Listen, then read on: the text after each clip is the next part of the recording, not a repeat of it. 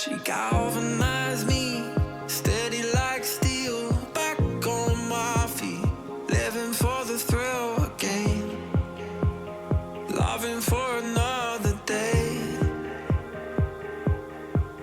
She satisfied me, gave me what I want, just what we need, never too far away, loving for another day. But she asked for something more. She asked for, yeah, she asked for something beautiful. She asked for, yeah, Underbone ba na motor ni Benelli ang hanap nyo? Baka si Benelli RFS 150i ang para sa inyo. So in this video guys, tatalakayin natin yung kanyang specs, features, at syempre i-walkthrough na din natin tong isang to. So without further ado, let's start this video. Of course, this motorcycle is powered by 150cc to be exact, liquid-cooled, single-cylinder, 4-stroke, 4-valve, at single overhead cam. Pagdating naman sa kanyang transmission guys, meron siyang 6-speed manual transmission. Tapos ang kinaganda dito guys, FI na siya, so meaning napakatipid na din ito sa gasolina. Max power na 15.5 horsepower at 8,500 RPM and max torque of 13.5 horsepower at 7,000 RPM.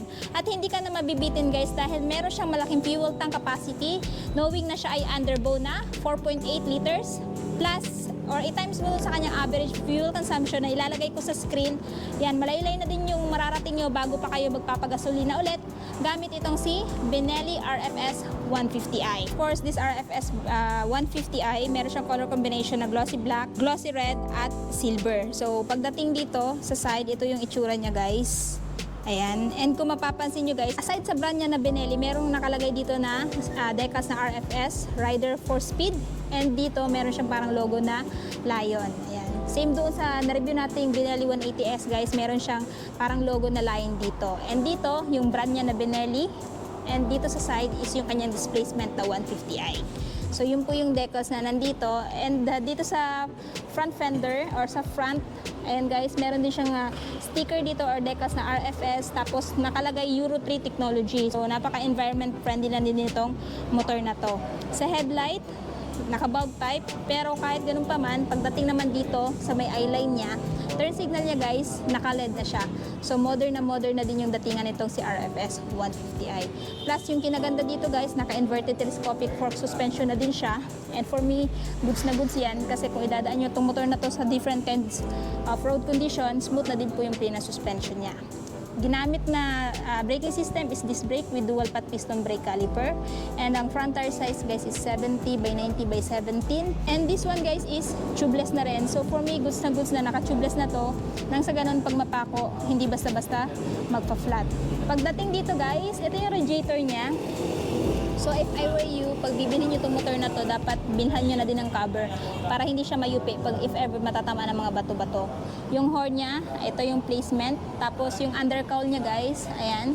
Nang sa ganun pag idadaan nyo to sa rough road, no, hindi madali matamaan yung engine ng bato-bato kasi meron siyang undercowl na harang dito. No? Tapos may butas na din dito guys, ayan, para ma-maximize din yung speed, no? So, tawag dito air scoop para din mas madaling lumamig yung makina. Ayan, so dual purpose na siya, maging dito. Ayan. Dito sa side guys, ito yung itsura niya, no? So, nandito yung brake pedal, foot peg ng driver. Harang to sa paa nyo para hindi mapasok. Kasi pag once pin-under to or tumatakbo to, iinit yung engine. So, kung wala tong harang, pwede kayong mapasok. So, ito yung gamit nito. Foot peg ng angkas. Pwede mo i-fold kapag wala kang angkas. Ayan, glossy black dito guys. Tapos dito, silver yung datingan. Tambucho, sporty na din yung design. Ayan, pagdating sa kanyang hit guard guys, nakaka-honeycomb yung design niya with finish of matte black. And then dito sa exhaust end cap, silver din and matte black. So, before tayo dumako dyan, dito muna tayo sa kanyang handlebar. Sa handlebar guys, naka semi-digital at semi-analog siya. So, saka lang natin to makikita guys or mabubuksan pag once may owner na na-purchase na kasi saka lang nila ina-activate yung motor nila pag na-purchase na. So, dito sa right, sa switch, ayan, may patay na ng ilaw dito guys.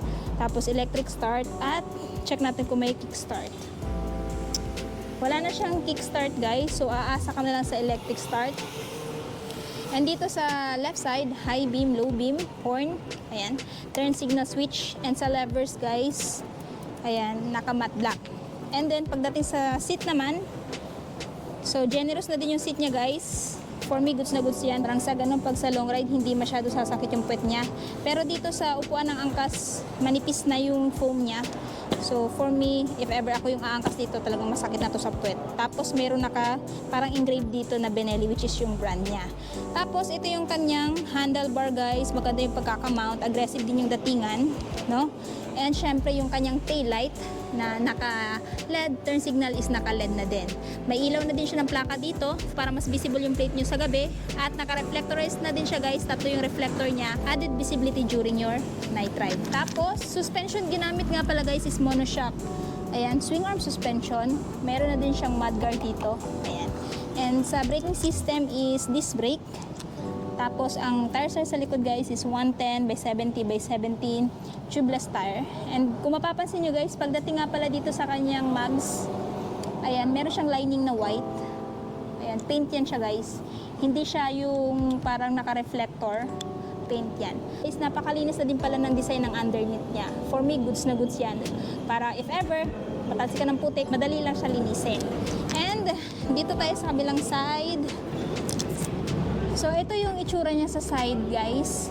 Ito yung kanyang chain cover, plastic chain niya. Ayan. Tapos, ito yung footpeg ng angkas sa kabilang side. Center stand, hindi pa rin tinanggal. Side stand, typical side stand na walang side stand switch.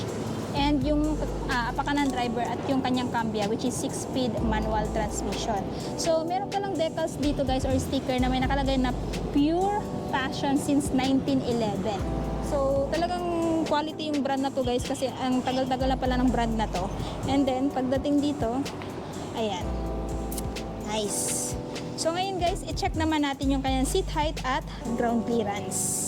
Nakaupo tayo ngayon kay Benelli RFS 150. So, sa height ko na 5'5 guys, kita nyo naman, medyo nakatiptoe tayo. Medyo mataas yung seat height niya guys. Seat height niya yan sa screen, papap out ko na lang, maging yung ground clearance. And if ever mayroon kayong height like at least mga 5'2", kaya nyo po itong abutin. Yun nga lang, medyo nakatiptoe po tayo. Ayan, talagang medyo mataas yung seat height niya guys para sa akin. And goods na goods pa rin. Sa height ko na 5'5", abot na abot ko naman. And malawak na din po yung kanyang turning radius guys. So madali na lang din to isiksik sa mga traffic, pero hindi ko siya ina-advise. Ayan. And pansin ko lang din guys, no, ito pala si RFS 150i, meron din pala siyang front pocket dito sa left side banda, which is medyo malalim na.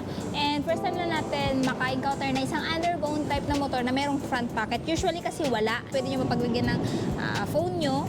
Pero kung if ever mag-i-exceed ng 6 inches, wag na lang kasi medyo shallow siya. Pero malawak yung pagkaka-front pocket niya. Tapos dito may butas. Drainage yan guys pag mapasukan to ng tubig. Tapos sa key na gamit dito guys is naka-mechanical key pa rin, no? Hindi pa rin siya naka-keyless. So if ever guys interested kayo dito sa underbone type na motor ni Benelli, which is si RFS 150, ito ngayon guys ay merong updated price na 95,800 if spot cash. Pero kung gusto nyo po bilhin to ng hulugan, meron po siyang down payment na 10,538 at monthly sa 3 years na 4,489 at syempre hindi mawawala dito yung rebates na 200. So itong motor na to guys is available lamang sa LYR Marketing Corporation dito sa May Kanakotan, Tagum City. Full address, ayan, pop-up out ko na lang sa screen. Tapos ilalagay ko din po sa description box sa baba or sa comment section para po mas makapag-inquire kayo regarding sa motor na to. Natapos na nga natin ikutan si Benelli RFS 150i. Ano yung masasabi niyo sa motor na to? Sulit ba siya this year 2024? At ano yung katangian niya kung bakit siya i-consider nyo bilhin ngayong taon? I-comment nyo nga sa baba. At syempre, kung bago pa lang kayo sa channel ko at gusto nyo pa makapanood ng video na gaya nito, please don't forget to subscribe and follow for more motorcycle reviews, price updates at moto pictures.